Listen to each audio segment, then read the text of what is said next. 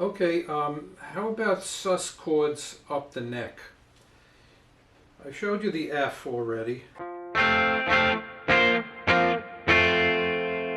Using 4 strings and 4 fingers. If you move it up 1 fret, it's F sharp. Add your pinky, F sharp, sus 4. Move it up 1 fret, add your pinky, it's G sus 4. Add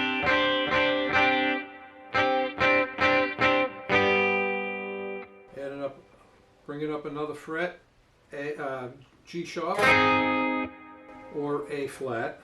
Add the pinky, another fret up, it gives you an A chord. Add the pinky,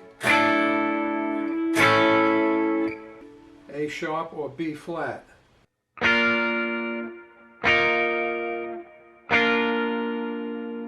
B, add the pinky, B sus 4. C, the pinky, C sharp or D flat. D, D sharp or E flat.